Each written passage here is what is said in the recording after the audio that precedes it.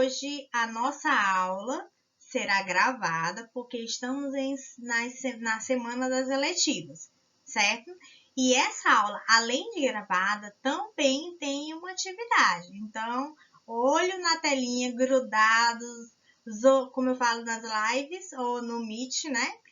Orelha e ouvido bem abertos e atentos. Vamos lá! No nosso encontro de hoje, a gente vai falar sobre as minhas, as suas e as nossas emoções, certo? Se as nossas emoções, ou se as suas emoções fossem personagens, como é que eles seriam? Será que teria um personagem para cada emoção? E será que seria ou teria um personagem que seria chefe da sua vida? Que seria ele quem diria ou ditaria como todas as emoções como todas as emoções devessem reagir a determinados assuntos ou situações. Tá, mas professora, por que a senhora tá falando de emoção? Né? Porque eu não sinto nada, não tô sentindo nada. Igual a piadinha, né? Tô sentindo nada. Então, será que sentir ou não sentir, será que é legal? Será que existe alguma coisa por trás disso? Mas antes da gente falar sobre sentir ou não sentir, vamos falar sobre emoção. Na aula passada, a gente conversou sobre a etimologia das palavras, ou a formação das palavras, de onde elas vieram, né? De qual idioma, de qual dialeto. E a palavra emoção veio do latim, ou do termo latino, né? Motio, que significa movimento, né? Que quer dizer que as nossas emoções, elas são movimentos de reações, né? Movimentos de construções, de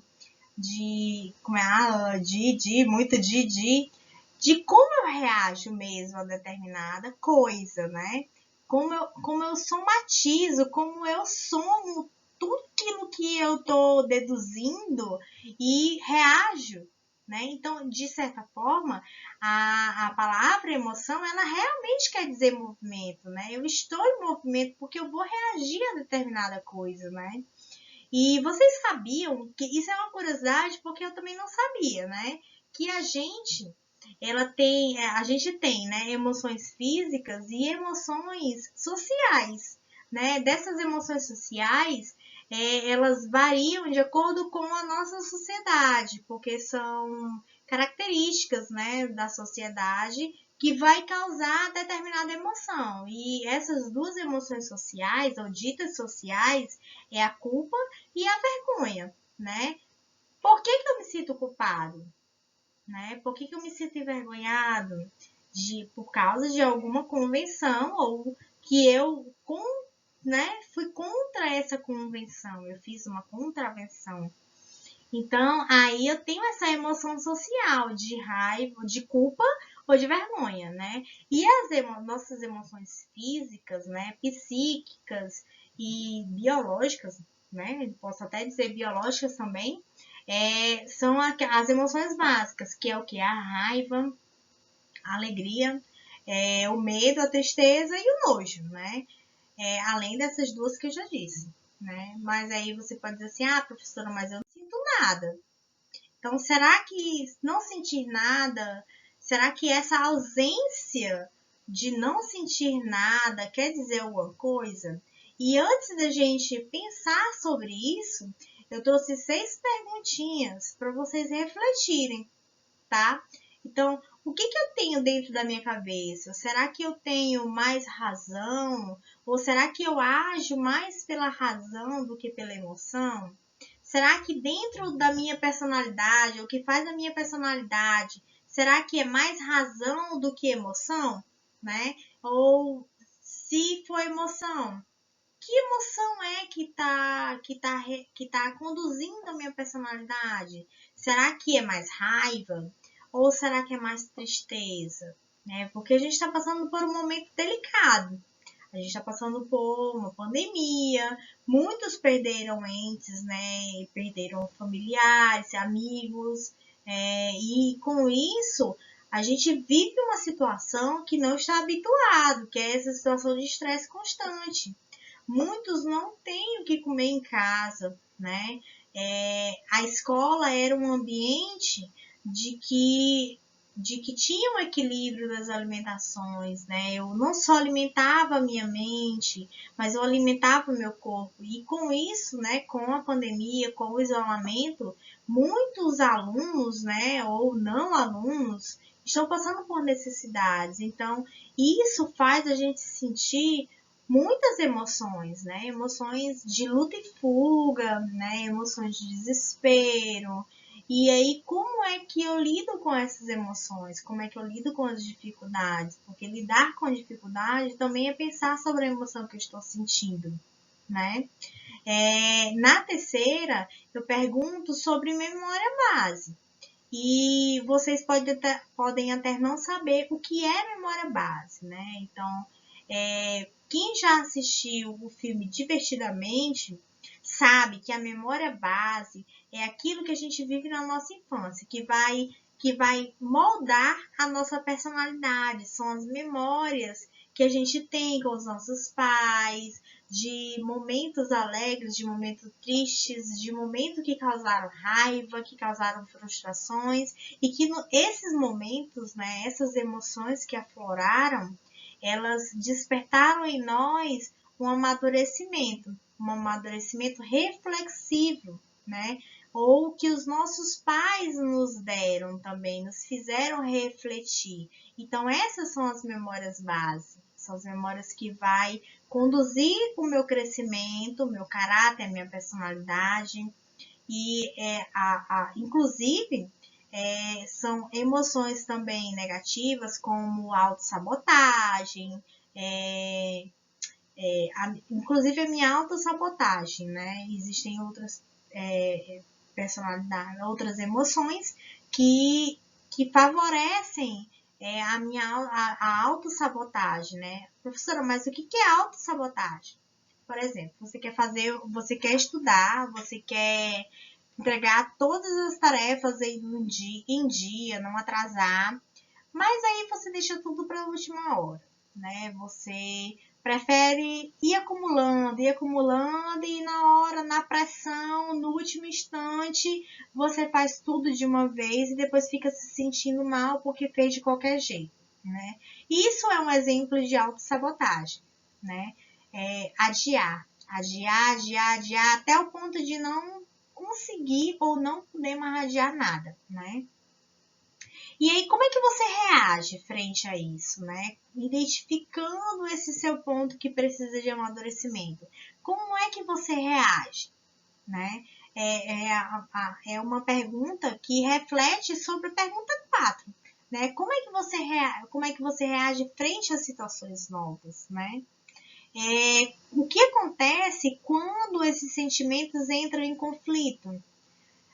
Por exemplo, você está sentindo uma tristeza muito grande, mas está incomodado, né? Não acha que não tem razão para sentir essa tristeza, mas sente. Isso não quer dizer que você tem que anular o que você está sentindo. Você tem que refletir sobre o que você sente, né?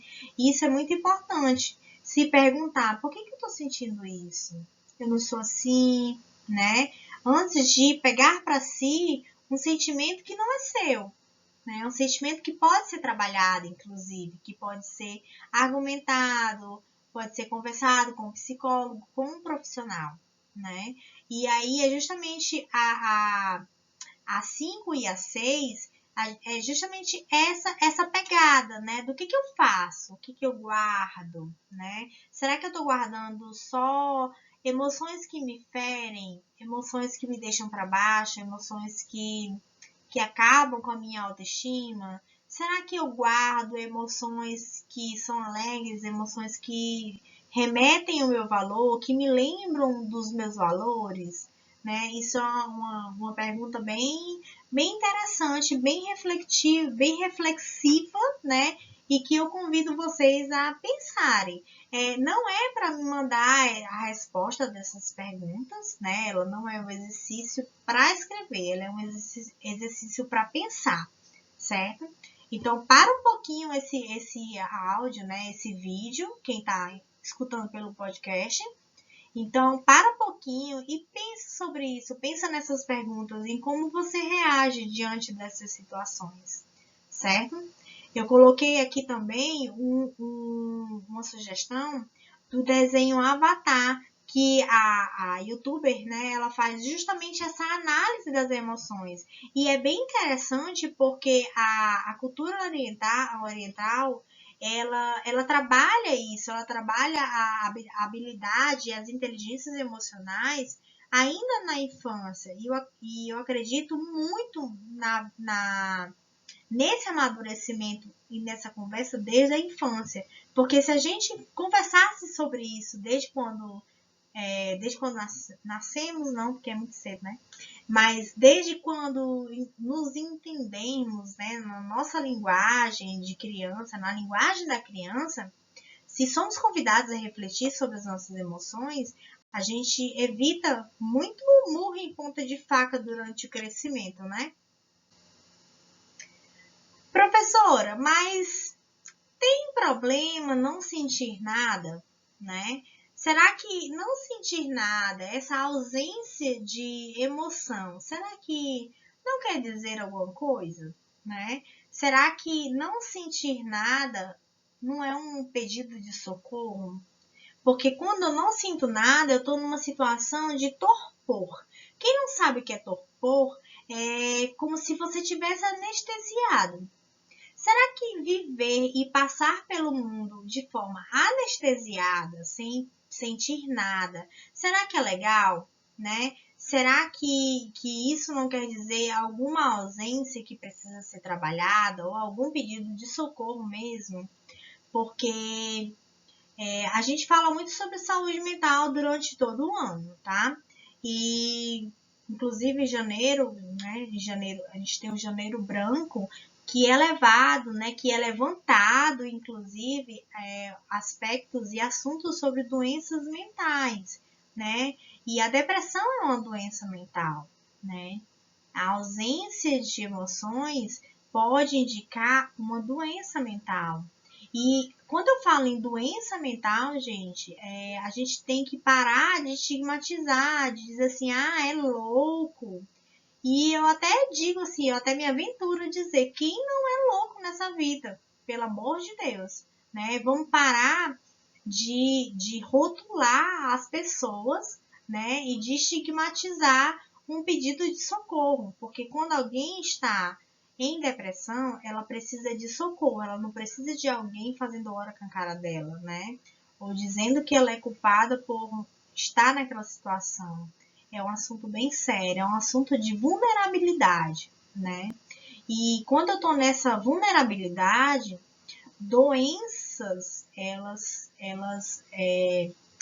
tomam de conta também, né? Porque na minha situação, quando eu estou em uma situação vulnerável, o meu sistema imunológico, ele baixa, né? Então, o meu corpo fica vulnerável a doenças oportunistas. Então, uma garganta inflamada, uma dor nas costas, uma dor de cabeça. Então, isso é algo que a gente tem que refletir, a gente tem que conversar e dialogar em sociedade.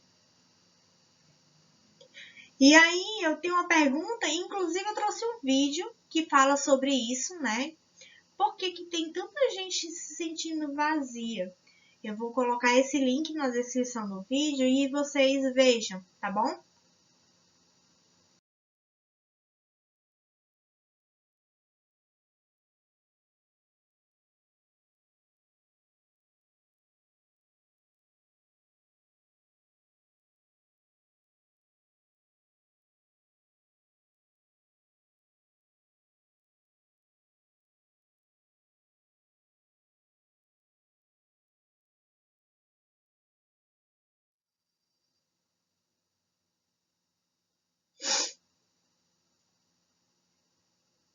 Mas vamos lá, né? Vamos falar das emoções. As emoções básicas, né, como eu já disse, são alegria, raiva, tristeza, nojo, né, e além das emoções sociais, né, que é vergonha. Então, né, na raiva, o que ela vai influenciar, né? Como é que eu me sinto quando eu tô com raiva, né? Biologicamente. Ah, eu tenho um calor muito grande, eu fico com a mão muito forte, eu sou muito forte, ou tem gente que fica vermelho, tem gente que fica gelado. Então, isso é o biológico, né? Uma emoção tomando de conta do seu corpo e fazendo você reagir de uma forma diferente do que você normalmente é, certo? E aí, quando eu falo sobre raiva também, eu estou dizendo que a raiva ela pode ser não só de uma situação, mas ela pode ser de uma consequência de uma frustração, né? De um imprevisto, ela pode ser de uma agressão física e até de uma agressão verbal. Dentro dessa forma de agressão, eu gostaria até de incluir a agressão psicológica, né? A agressão psicológica é quando você passa por uma situação de bullying, por exemplo, né? E, professora, você até pode dizer assim, professora, mas quando eu tô sofrendo bullying, eu não fico com raiva, não, eu fico triste. Mas tem gente que fica com raiva e não sabe reagir a isso, né? E aí não sabe lidar com essa raiva, então guarda essa raiva para si e depois, em um momento, ela extravasa essa raiva de alguma outra forma, né? Alguns extravasam batendo em outros, né? Outros extravasam fazendo a mesma situação do que passou com outra pessoa. Então, cada um vai reagir de uma forma diferente. A gente não é igual, gente, tá? E biologicamente, quando eu falo biologicamente, é uma manifestação, uma reação fisiológica, tá? E aí eu vou ter o quê? O meu aumento da minha frequência cardíaca. Então, assim, meu coração fica né? Aquele acelerado, assim, quase saindo pela boca.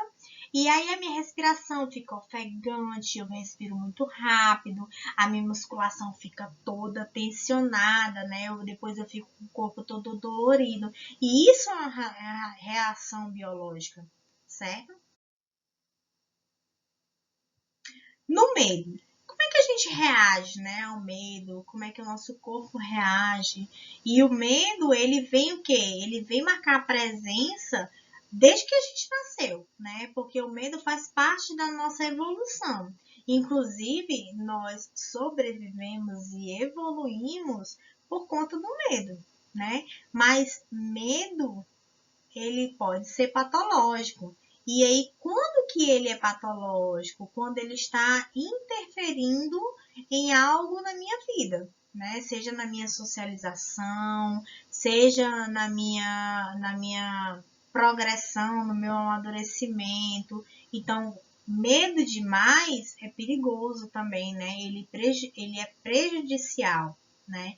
E biologicamente a gente fica em alerta. Então, o nosso cérebro, lembra que eu falei que a nossa evolução como humanos, ela partiu do medo de ficar sem comida, do medo de ser devorado por outros animais, e o nosso cérebro é preparado para isso, para reagir diante do medo, que é o tal da luta e fuga, né?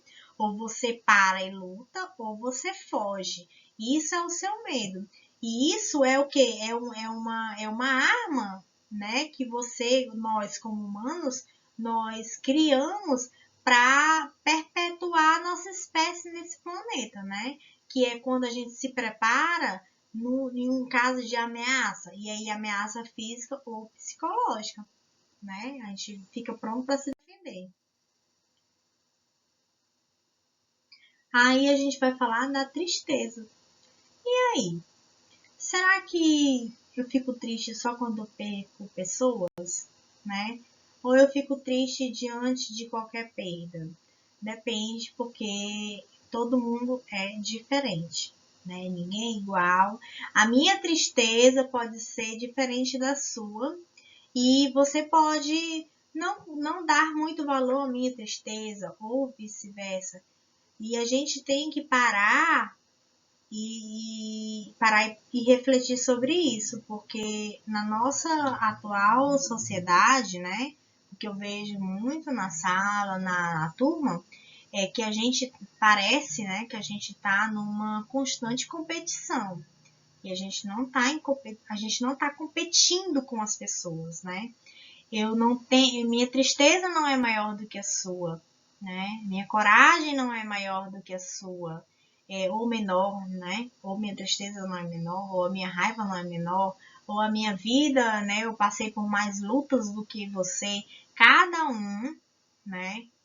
Tem a sua história e diante da sua história a gente deve respeitar, né? Você deve respeitar a sua história, assim como eu devo respeitar a sua história e vice-versa, né? A nossa vida em comunidade é uma troca, então é o respeito que está acima disso tudo. Então a gente tem que respeitar a tristeza do outro, sim. A gente tem que ter empatia, né? A gente tem que entender de que cada pessoa reage diante das situações, né? E biologicamente, como é que a gente reage diante da tristeza? Eu acho que isso é muito conhecido, né? A gente chora, a gente, né, chora, que sai lágrimas, a gente sente aperto no peito, a gente sente ansiedade, né? A gente sente desânimo, sono excessivo, ou fome excessiva, ou falta de sono, ou falta de fome. Cada um reage de uma forma diferente, né? E a tristeza, é importante também falar sobre isso, que ela não deve, de forma alguma, ser confundida com depressão, né? Porque a depressão é aquela pessoa que está triste há tanto tempo que ela já perdeu as esperanças de viver momentos alegres, né? De sentir alegria, de ser capaz de sentir qualquer outra emoção, certo?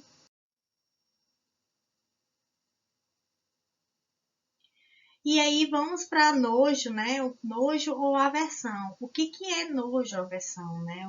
Para que serve? Porque é muito estigmatizada. Ai, aquela menina é muito nojenta. Ou aquele menino, não, aquele menino é aversão. E é isso, né? Esses sentimentos a gente usa em sociedade de forma errônea. Porque ele surgiu, né? Por pela nossa evolução mesmo, né?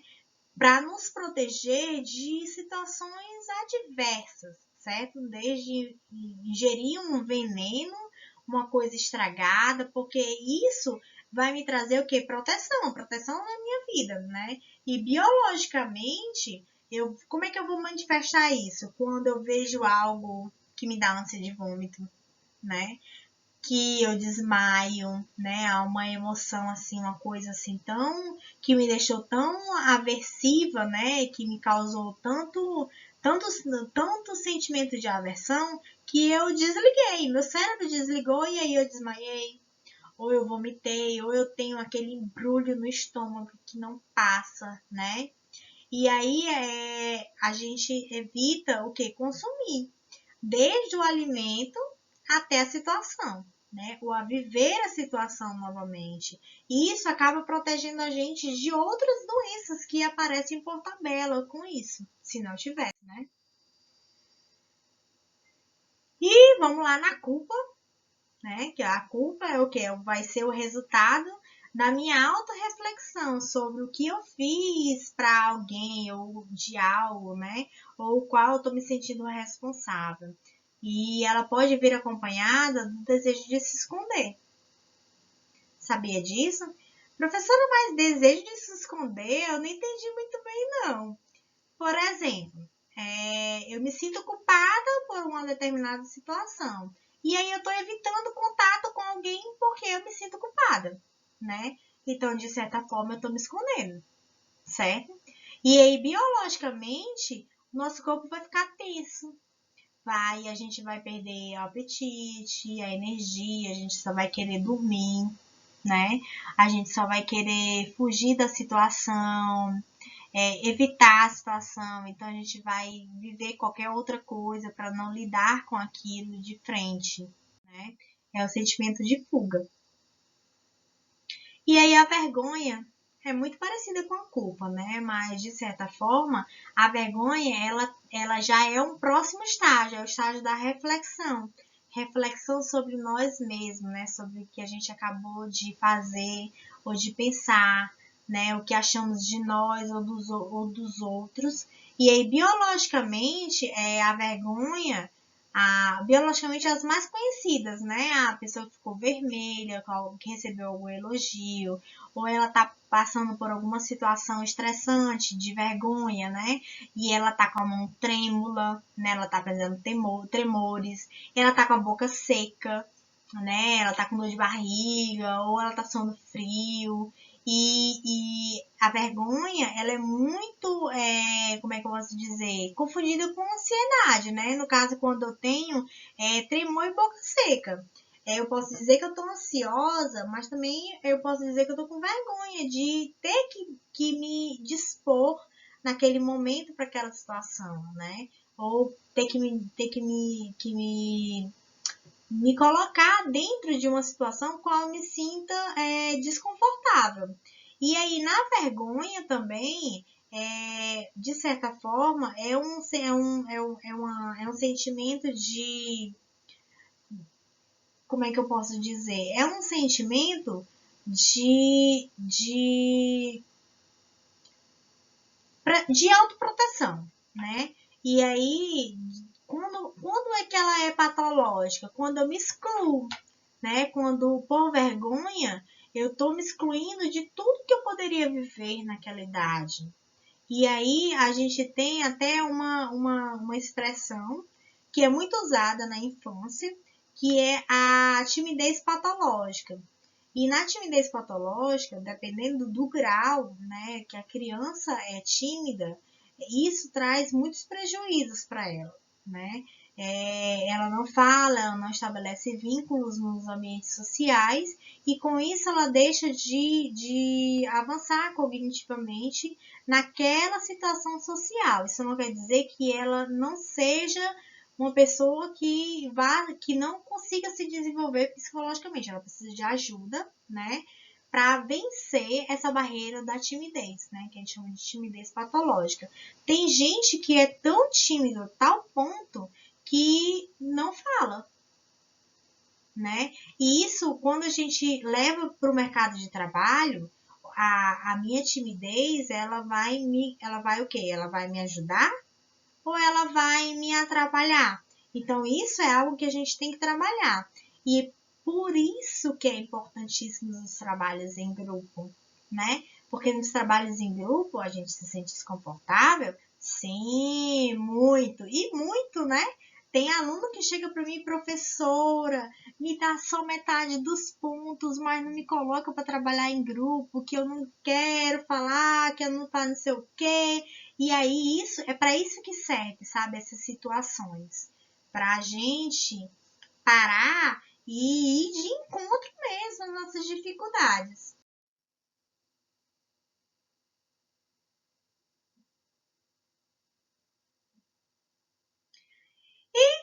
Vamos lá por último, né? A alegria. Eu deixei por último mesmo. Que aí a alegria vai ser o quê? Vai ser o nosso sentido, né, da vida, aquele ar, aquele gás que dá pra gente seguir em frente, né, pra gente crescer, pra gente amadurecer, pra gente melhorar, pra gente conquistar, pra gente botar a mochila nas costas e dizer assim, agora o mundo é meu, né? Então a alegria é isso, é essa vontade, essa garra de querer sempre mais, né? De querer o melhor, né? E biologicamente, eu até trouxe, né? Muitos estudos, inclusive Harvard, né? Tem uma disciplina sobre felicidade. Eu vou falar de novo, tá? Muitas faculdades, muitas universidades de renome, né? Como Harvard, tem disciplinas sobre felicidade, né? Vocês já imaginaram, né, uma disciplina chamada felicidade? Então, será que a gente está tendo que aprender a se sentir feliz, né? Será que a gente tem que aprender, ou será que a gente deve aprender a buscar a felicidade, ou pelo menos a entender o que é felicidade, né? Porque dependendo do estágio de vida ou da sua idade, a felicidade ela tem um valor diferente, né? Ela tem um conceito diferente. Isso não quer dizer que a alegria ou felicidade ela vai mudar durante a sua vida. O seu amadurecimento frente ao significado e ao seu momento que vai dar um novo conceito diante disso, diante da alegria ou da felicidade. E a felicidade ou a alegria, ela influencia biologicamente no nosso sono, né? No nosso sistema imunológico, no nosso fortalecimento e no nosso intestino também. Você sabia disso?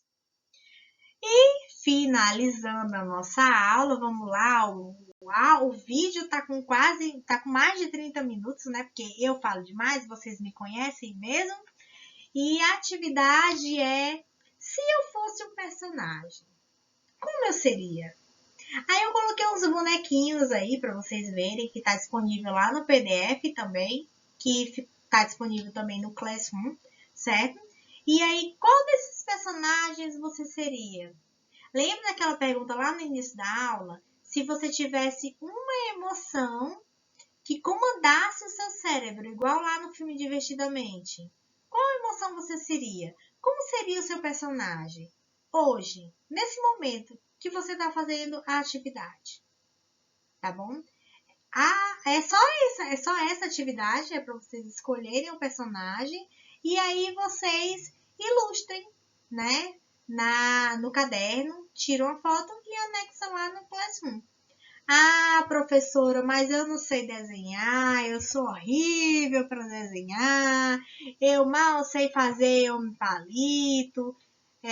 Professora, eu não curto desenhar. Professora, eu posso fazer uma planta. Professora, eu posso fazer uma pedra. Não, gente, não pode. Vocês têm que se aventurarem, né? Vocês têm que se colocarem em uma posição de desconforto, porque é nessa posição que a gente avança, né? Que a gente se lança ao desconhecido. Então vamos começar no desenho, né? Tá bom? Nada de palito e nada de planta e nada de pedra. Combinado? Então vejam qual é a emoção que mais representa você nesse momento. Faz a atividade, qualquer dúvida, me passa um zap, não lá no grupo, né, no grupo da sala, porque o fluxo de informações lá é bastante dinâmico. Vai lá no meu pessoal e faz a sua pergunta. Agora sim, ó, não adianta dizer, professora, como é que eu faço essa atividade? Se você não viu essa aula, se você não escutou o podcast, porque essa vai ser a primeira pergunta que eu vou te fazer. Você viu a aula no YouTube ou você ouviu o podcast? Combinado? Então, só vai me perguntar se não tiver entendido a atividade, se você tiver visto essa aula todinha ou ouvido o podcast todinho, tá bom? Combinado? Então, vamos lá, finalzinho da aula, façam atividades porque vale ponto, tá bom? Tchau, tchau! Não esqueçam, atividade!